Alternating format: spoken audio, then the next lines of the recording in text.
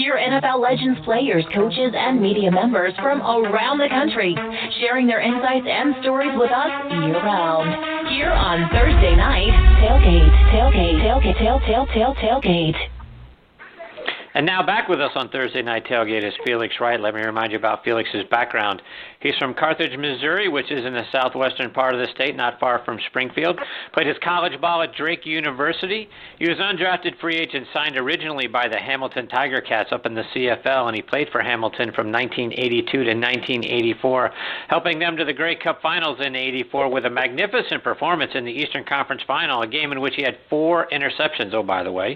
He was named to the CFL All-Star team in '83 and '84. Came back to the NFL in '85, playing for the Cleveland Browns from '85 to 1990 before moving over to the Minnesota Vikings in '91 and '92, and then finished his career with the Chiefs in '93. He was the 1987 Week 3 Defensive Player of the Week after intercepting 2 passes against the Rams on Monday Night Football off our good friend Jim Everett, who will be joining us a little bit later on in the show, one of which Felix returned for a 40-yard touchdown. He led the league in interceptions in 1989 with 9. Over the course of his NFL career, he had a total of 34 interceptions, 2 of which he returned for touchdowns, and we're excited he is back with us again tonight here on Thursday Night Tailgate. Hey, Felix, Chris, and Bob, thanks for coming back on the show. Welcome back. Well, I can't believe I did all that. How about that? It's nice every once in a while to walk down memory lane to remember all the great things you did, huh? Well, that's pretty awesome. I'm going to have to replay this and let my son and daughter hear this because they have no idea. Well, Felix, hey, I appreciate the invite. Absolutely. Thanks for being here. And Felix, I wanted to start our time with you tonight by, unfortunately on the negative side, getting your thoughts on the Browns. It's been another long string of painful seasons, for the Browns fans. 0-16, hard to take, I'm sure, as a former player and a fan. Your thoughts on what you saw from the Browns this season? Well, obviously it wasn't good, and I didn't really see any progress there. So it's been a pretty tough year, and and the alumnus living in Cleveland, along with Hanford, Bob Golick, Bernie Kosar, and Reggie Langhorne, and a lot of the guys that are still here, we had to hear about it. We're kind of still reliving the memories we had back in the 80s because, since they've been back, maybe one season out of that since 1999 have we really had anything to cheer about, So it's been pretty tough. We've been through a number of coaches. I'm at the point now where I don't really want to switch up coaches, but when is the right time to do it? When is the right, not a good time to do it. So, I think just a lot of people here in Cleveland are just kind of confused. I went to a school yesterday to speak to the students at Fairview High School, and they're just disgusted with the Browns, and and I really nothing really currently positive that I can really say about it. So I just hope that they, with the new GM that they have come in, who's a football guy and understands the game and has had success. So I'm hoping that rubs off on the people that are below him that that are coaching, and hopefully we can get some wins for the city here next year. Yeah, to that end, Felix, when you look at Hue Jackson right now, I mean, is he the right guy? I mean, they're obviously 1-31 under him, which is the worst start of for a head coaching career in history. Is this a situation of a good head coach just not having the talent to win games, or is it a combination of a lack of talent and a head coach who hasn't been able to coach him up yet? Well, there's no doubt there's a lack of talent. I think that they stripped the ball club too many, veteran ball players. I mean, it's one thing to be young, but you got to have your core players, and I think they released a lot of our core players. They just let them walk. So I think that was a mistake there. But I look at the second youngest team in the league, which is the Rams, and they got a first-year coach, and they've won a lot of games. So I don't think we can use the youngness as an excuse to win no games. So, like I said, I don't know the answers, but I just think that it's probably a combination of both. Probably the players and the coaches. And Felix, one of the things that I would think would drive me nuts as a Bills fan is kind of looking at the lack of commitment to a quarterback. I mean, this season, Deshaun Kaiser's in, Deshaun Kaiser's out, Deshaun Kaiser's back in. It's sort of like they're playing hokey pokey with him at the quarterback position, and then there's talk of them drafting yet another quarterback at the top of the draft in April. I think they've used 28 different quarterbacks since they've been back in the league since 1999. It just seems like we all know the quarterback position is probably the most important position on the team. This just seems to be a spot that just can't seem to get this position right. When you look at it, is there something that you're seeing? Is there something that's frustrating you about that sort of thing? Talk about the Browns and just not being able to get the right quarterback. Yeah, they got to figure it out. Well, I mean, but you know what? Yeah, they haven't got the right quarterback. I mean, they passed on a couple good ones the last couple of years. I don't understand why that happens or how it happens. But those guys not coming to Cleveland, we can't really say they would have had the same success at Cleveland that they have in Philadelphia or Houston. So I was hoping that we probably will get a quarterback, and I hope that that guy. I mean, as far as Kaiser goes, he was kind of a tough situation. He had a few people he could throw to, but his accuracy was bad. I think he needs to go back and work on the fundamentals this offseason.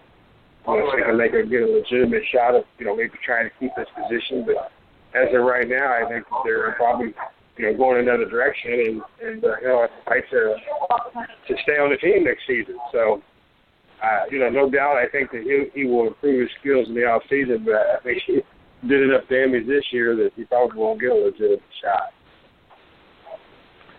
Bob, questions for Felix? Yeah, Happy New Year, Felix. Thanks for coming back. And I wanted to ask you about your first NFL coach, Marty Schottenheimer, Felix. I guess we can call him a coaching legend, a guy that coached for 20 years, won over 200 games.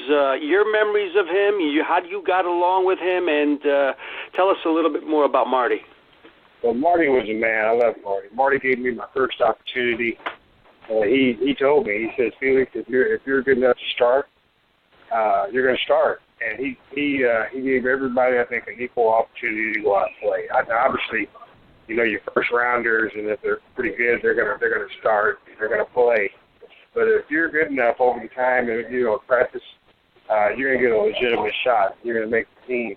He was a guy that I thought had us well prepared. I mean, we knew our opponents like the back of our hand. We were so good at that. We were running the routes for the receivers out there in the defensive backfield.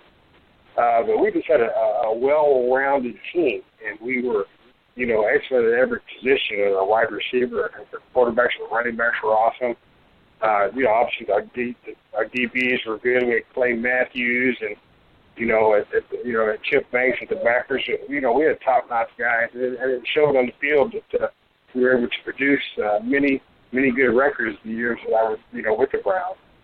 So, and that's a tribute to Marty, because I think Marty handpicked a lot of his guys. In fact, when I came to the Browns, I came from the CFL, and Bernie came from the supplemental, Kevin Mack, came from the USFL, him and IceCube and Mike Johnson, Gibson Smith. So he brought guys together from other leagues to put together a great NFL team. We had a lot of success.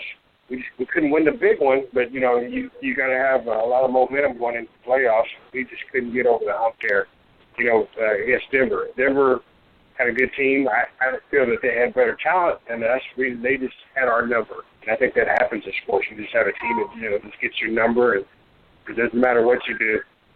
They find a way to beat you, like the drive and the fumble. We had them and let us slip away. But those were great teams we had. And, even when Marty left, he went to Kansas City, he had great success there. When he went out to San Diego, he had great success there. So Marty was a man I loved to death. And I got a chance to see him last season. They brought in the 87 reunion team, so it was good to see him. I know he's having some health issues right now, but he's hanging in there. And Felix, you also had a chance to play for Bud Carson. Every person we've talked to on the show that either played with him, coached with him, said he was nothing short of a defensive genius. You had your greatest season under Carson. Was he one of those guys that probably was more of a coordinator than a head coach? But he did do pretty well there, Felix, as a head coach record-wise. Well, he did really well, and he knew his defense. When he came over, he's a little different than Marty. You know, and it was his first year being a head coach as well. And actually, when I came in with Marty, it was actually his first full year being a head coach. But I guess the year before, in '84, he was coached half the year. But you know, Bud came in. I think he did a great job, and he had all his veterans, that Marty had left over, and I think we produced for him really well. You know, in '89. And then, 90s when we started having the contract issues. You know, I think I ended up holding out. Frank Benefield had that, Clay Matthews, Wes Slaughter. So we had a lot of personnel issues, which I think affected the Bud a lot. He didn't have all his weapons. And thus far, it kind of disrupted his chemistry that we had on the team. You know, a lot of the guys came back in, right after training camp. And it was just a total disaster. And you could tell by the record we had. So I don't know if that was necessarily Bud's fault because he didn't have all his weapons, but when he did have all his weapons, he produced on the field. And I think a lot of coaches get caught up into that when they have some front office issues trying to get contracts done. Felix, before we let you go, remind our listeners about what you're doing now. I know you've been doing some things in the past with your brother, for the Cayman Islands Classic, a great D1 basketball tournament. Catch us up. Yeah. Well, my brother runs the Cayman Classics. This was his first year. He's been working on it for about 6 years. Finally came into fruition this last November. So every November, we'll have 8 collegiate teams over there. We have a great time over there. My real business is where what I do every day. I got a mentoring consulting company where I work with NFL players trying to secure the future by putting the plan together and helping them execute it. And then also I have a part-time gig with the NFL to where I am a uniform inspector where I just kind of protect the sponsorship of the league. And I've been doing that for about 17 years. Love doing it. In fact, they hired another 32 guys up last year. So I had an opportunity to work with Reggie Langhorn here with me. So it's just going pretty good right now. I'm enjoying life. And the only thing that can make it better is if we get the Browns to win some games for us next season. And Felix, how can our listeners stay up to date with all the great things you're doing? How can they follow you either online or over social media? Well, you can check. I am, you can catch me on Twitter at Felix Wright 22, at Felix Wright 22, and you can just follow me there. And then I'm actually on LinkedIn as well. This is at Felix Wright. But yeah, I'd love to have you follow me, and we communicate back and forth, and I can kind of give you what my thoughts are on anything you may ask. There you go. Felix, thank you so much for taking time out of your night to come back on the show. We hope you'll come back again soon, share more of your stories and insights with you, because it's been great having you on the back on the show with us again tonight. All right. I appreciate it. Thank you. Take care. Take care, Felix. Right. Happy New Year to you and your family. All right. Bye-bye. That is former Cleveland Browns defensive back Felix Wright.